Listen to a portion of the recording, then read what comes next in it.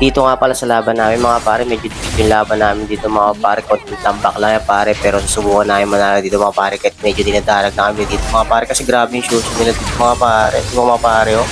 Kaya naman sana yung core nila kasi ginagawa lang in out pero yung shoes talagang grabe yung babad. Papahirap eh. Dito naman sa moment na to mga pare, unang dip namin sa Lord, medyo kabado ko 20 dito, bumangga ako sa pader mga pare, kaya gaming na tayo dyan pare, bahala tamaan mga pare yun. Kaya nga tayo niya mga pare, pero lupit niya mga pare.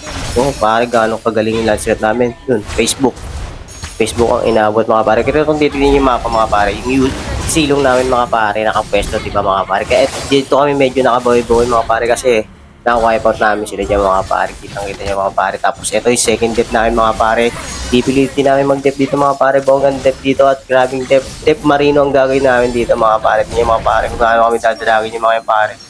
Tingnan si Kendra mga pare, gagawin ko yung pare, dodge jump mga pare, payanoorin nyo pare, ayun na, padadodge kayo mga pare, oh diba, nakadodge ka mga pare diba. Dito malagay yung SS niya mga pare, pero dito talagang pinipilitan ni San, pero kung lang may SS tayo doon, kaya yun, na-dep natin na maayos yung mga pare. Ba, ang ganda ng laban dito mga pare, napakalupit. Talaga ito lang talaga nagpapahirap sa buhay ko, si Sushi mga pare, hindi ko talaga mabot. Tapos dito sa moment na ito mga pare, kukunin namin Lord kasi tatlo yung patay sa kanila. Wala yung core nila, san lang. Wala namang kwenta to kasi may pinopleasure tayo dyan, nagka-ulti tayo dyan mga pare. Kaya dito mga pare, makakalamang namin dito. Tapos sinugod na agad ng silong dito mga pare, ayan, ganun din ginagawa ng silong mga pare, in out. Pero ito na, matinding flash pare. Lugi-lugi sila sa akin dito mga pare kasi lock item tayo dyan eh. Talagang hindi sila makakasabay sa akin pare. Talagang lugi-lugi tapos naka-critical build tayo dito mga pare. Tapos sa mga minuto mga pare talagang umuwi ako kasi alam ko tatapusin nga kami ng mga minions mga pare. Minions ang tatawag sa amin dito mga pare kung sakaling hindi ko dinipto. Talong-talo tayo dito mga pare, lugin-lugi.